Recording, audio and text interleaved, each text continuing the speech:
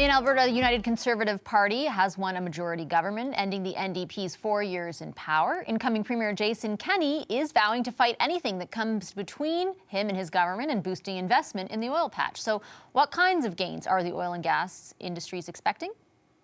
Tim McMillan is the president and CEO of the Canadian Association of Petroleum Producers. He joins us now from Toronto. Hi, Mr. McMillan. Nice to see you. Thanks for your time this evening. Nice to see you as well. So I want to start off and ask you about sort of what I saw while I was in Alberta to be a pretty intense and focal point of the debate there, and that is how much of what's happened in the oil patch it could be blamed or pinned on the price of oil, and how much, as a result, can a province or a provincial government do to mitigate the effects of that? What is your take? Like how much power does the provincial government wield in actually fixing what ails the oil patch right now? Substantial. And both the province and the federal government and the interaction between them are going to be crucial to getting out of the hole that we're in. But if we look at global investment in oil and gas, it continues to increase, a lot in countries that don't share Canada's high standards. Let me ask you a bit more about that, the relationship between the federal government and the provincial government, because we are here on the day after there is a new provincial government in Alberta. There was certainly a difference in approaches to the federal government expressed during the campaign. Do you think the approach as vocalized by Jason Kenney will work? You know, I think that every party is going to take a different approach. I think the people of Alberta were very clear in this election campaign that energy and the economy were central to how they were going to make their election decision last night, and they did. And there's a very strong mandate for the Premier-elect to get the work done that he's committed to, and that is to work with provinces, the federal government, use different tactics or tools maybe than we've seen in the past, but to get pipelines built, to enable LNG facilities and allow our resources to get to global markets. Do you have confidence that the tactics that Mr. Kenney says he's going to employ will be ultimately successful in achieving the things you mentioned, for example, like the pipeline?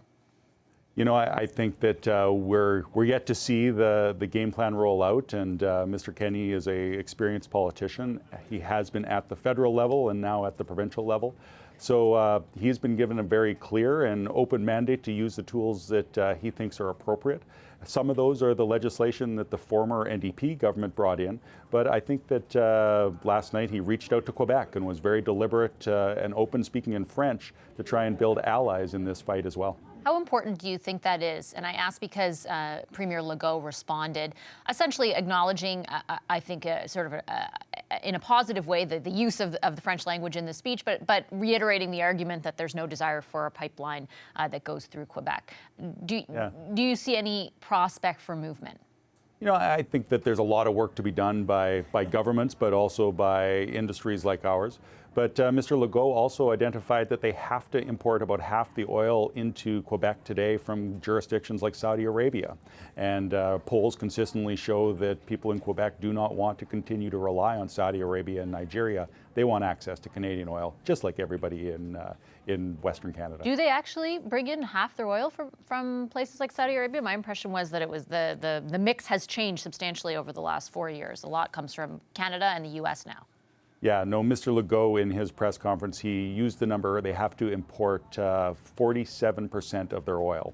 Only 53% comes from Canada. Okay, I'm just unsure if the rest of that comes from, I thought a lot of that came from the United States, but we'll clear that up. I want to move on and ask about price on carbon and sort of the issue of climate change, because that was also a big part of the debate and the discussion throughout this campaign. We know very specifically that the incoming premier is going to get rid of the provincial carbon tax, and he's going to lift the cap on emissions in the oil sands. Some of your members are proponents of a price on carbon, not necessarily exactly the one that exists right now, but of one. Synovus, for example, says they support one for the companies that produce oil, as well as the consumers who use the product. Do you think that's going to make it any harder to get things like a pipeline built? Well, I guess, I'd want to be clear that in the platform that the United Conservative Party brought out during the election campaign, they are going to continue with a price on industrial emitters and the oil sands.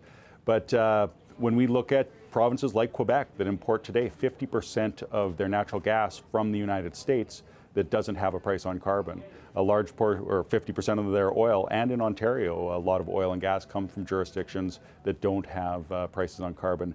I think that we need a level playing field, and we need market access, and we need to continue to drive down emissions. So I think that we have to strive for all of those things. Is your organization, is the official position of your organization sort of congruent with the UCPs, the one that was expressed during the campaign? Like, are you against the carbon tax as it existed in Alberta? So we are looking for the outcomes that comes with good climate policy, and in Canada we have a regulatory approach as well as a pricing approach. Under the UCP, they plan to maintain both of those.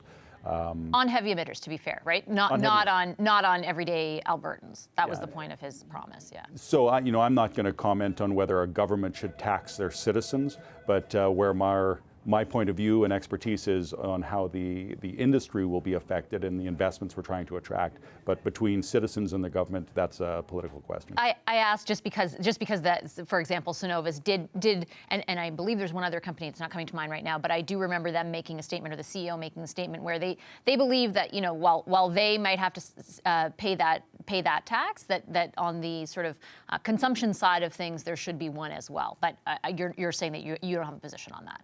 Yeah, we just represent the industry in Canada. And before I let you go, I just want to ask you about a couple other promises or things that were underway under the previous government. The first being the cutting of oil production, basically to help manipulate the price, which we know was suffering for a while there. And also the pledge to ship more oil by rail to increase the capacity there. We know on the latter promise that Jason Kenney says that he does not support it. What is your position on that? Our position is we need more pipelines and more market access. So whether it's the private sector that's buying rail cars or the government that's buying the rail cars, we're looking to get the most free flow of energy to global markets. And we're going to support that in whatever model works. So do you support, the government not, I kind of get what you're saying, but I just hoping for a clear answer, because he's saying specifically that he does not support the government basically driving that measure. And I'm wondering where you fall on that. Yeah, we support the access to markets and the rail capacity that will come. If the government doesn't make that purchase, I think that there will be an opportunity for the private sector to step in and take over those contracts. I don't know what that looks like today, but we would want to enable that and ensure that happens in the most seamless way possible. Got it. Okay, thank you so much, Mr. McMillan. Great to see you. I really appreciate your time today. Thank you. Have a good day. We need to be taking serious action on climate change. The Canadians I talk to across the country expect us to do it in an affordable way. And that's why in the provinces where we have had to step in because Conservative premiers have decided to step back on climate change and make it free to pollute.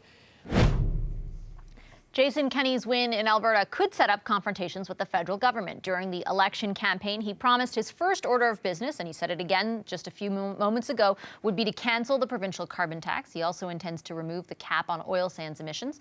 Alberta is already the country's highest emitting province, so what does that mean for Canada's global commitment to slash emissions? David McLaughlin is the Director of Climate Change with the International Institute for Sustainable Development, and he joins me now. Hi, great to see you. Nice to see you. Let me start off with just something that happened during the discussion with Tim McMillan, who heads up CAP. Talk a bit about where Quebec in general terms gets its oil, because it has changed. My understanding is over the past 4 or 5 years, it has changed quite a bit. There is some oil coming from west, some coming from east, but and then a lot from the United States and a bit from Algeria. Yeah, it's more of a mixed bag than what it has been. I mean, a lot of talk about, of course, getting Energy East pipeline. So an east-west pipeline that would get Canadian Western crude, obviously, through to the refinery in St. John, New Brunswick. And with that refinery as well would source some of the supply in Quebec as well. But the supply mix has changed, and there is more Canadian crude going into Quebec and being refined. So, but it's a great talking point for the industry, which wants to say, look, and fairly to some degree, that look, our oil is more environmentally conscious, that we work to the highest standards, et cetera, and it is all part about demonizing foreign oil, in quotation marks, versus Canadian oil. It's the ethical oil kind of argument. And to that extent, the numbers don't actually matter. It's really, at this current debate, it's more, are you in favor of Canadian oil or are you in favor of foreign oil? The reality is that we source our oil from more than just Canada, and always have. those are words invoked by Jason Kenney throughout the campaign, talking about, for example, quote unquote ethical oil versus, Yes. I think he used the word dictator earlier today in his press conference. He talks about it a lot.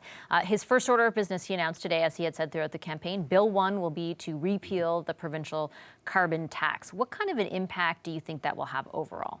Well, in Alberta, it will mean a short bit of relief until the federal government steps in with its backstop.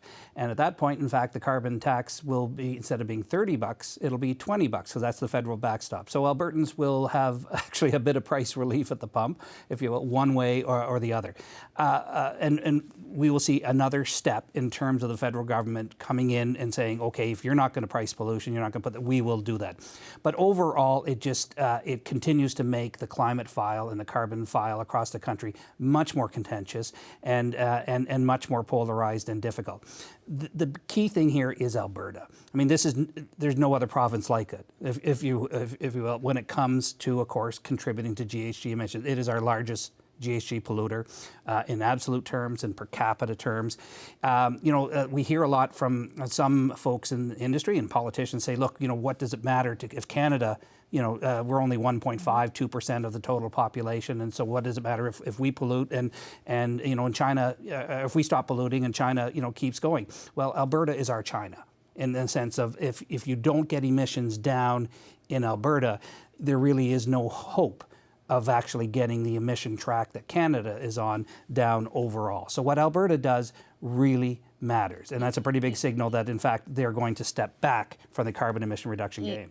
People, and you referenced it, like Jason Kenney and those, and many people who came out last night just will kind of fight that comparison, the idea that they are anything, that China pollutes so much more, and I take your point, but that is the argument made, right? Like, we're only this much of the overall. Absolutely. And in terms of numbers, yeah, you can say that that's correct, except that you then have to ask yourself, well, how do we actually get the world to stop polluting? And we all have to do our part, our share. Now, what that definition is of how much we should do is really the question that we should be looking at. And Conservatives, frankly, who have long-standing principles of responsibility and contribution, self-reliance, I'm not certain it's really good rallying ground to say, I want to be a free rider. Well, they're not exactly saying that they necessarily want to be a free rider. Some of the positions that they put forth, for example, seem to echo each other. Like we've seen during the campaign, we don't have a formal climate plan or not even something close to it, but essentially the idea that they would continue to tax heavy emitters. And we've heard that as well from the province of Ontario. Will what you've seen so far from Jason Kenney as far as a climate plan goes, will it be as quote unquote effective as the carbon tax plan or pricing plan that was proposed? No, was it already in effect? No, it won't, because just the numbers, the math, it will cover less of the economy. By the carbon tax, of course, covers consumers and all the fossil fuel use that they have. Once you take that out of the mix, you are really now focusing on the large industrial emitters. So that's a big piece of it, and it's important. But then it'll look at the details. So what's the price that you make them pay in terms of when they actually have to, they can get a free credit for polluting at a certain standard. Is it $20 a ton, which is where Mr. Kenney is at, or is in fact in Ontario what the Ford government is saying is actually we're looking at mirroring the federal schedule of $10, $20, $30, $40, $50 a ton. So the price point matters. Lower price point one would expect under the Kenney government. And then, of course, there's lots of other details as to, do you make that a declining cap? Do you find some ways to ratchet the actual total emissions down, and not just the emissions intensity? The emissions intensity, of course, is the amount of carbon that you produce to produce a barrel of oil. It's good that it's going down, but it doesn't actually, it's not enough to get the total emissions down. What about the cap, that has been talked about a lot, that Jason Kenney said he would remove? Can you talk about that a bit? Sure. This was a really important development by the Notley government in terms of saying, actually bringing industry together, standing on a platform behind her and saying, we will not emit more than 100,000 tons, or 100,000 megatons. Right. To say, okay, that's for oil sands. This is what we are going to limit ourselves to. Now, that cap hasn't been reached, and in fact, the Notley government was not able to actually create a regulatory framework to actually give it effect. So, how would you actually manage it? So, it was really more a statement of effect and intent, really important symbolically, and therefore it's a kind of an easy thing, and not surprising Mr. Kenney would say, no, we're going to scrap that. We're not going to have any limits to growth. We know that it's important also to the federal government's climate plan, and they sort of took it into account. Yes, is there anything they can do if that cap is removed, even if it is symbolic at this point? No, it's the province that determines the pace and scale of resource exploitation. They have that right under the Constitution, so they will determine that. What the federal government would have to do is look at other kinds of measures, such as the backstop, and where they would then put in carbon price, or they decide, okay, we're going to have our industrial emitters program. Right now, that's the path that we're on. But given that Mr. Kenney is saying, I'm going to take us out of the Pan-Canadian framework in terms of saying we'll have no carbon tax, and having what looks to be a softer, weaker industrial emissions performance set of standards, federal government steps in. But we have an election in the fall, don't we? So we will actually, until then, we won't really know where we're at. More uncertainty for the industry, and we still got to let this play out over the course of the year. All right, I'll leave it there. Thank you very much, David. That's David McLaughlin with the International Institute for Sustainable Development. Appreciate it. Thank you.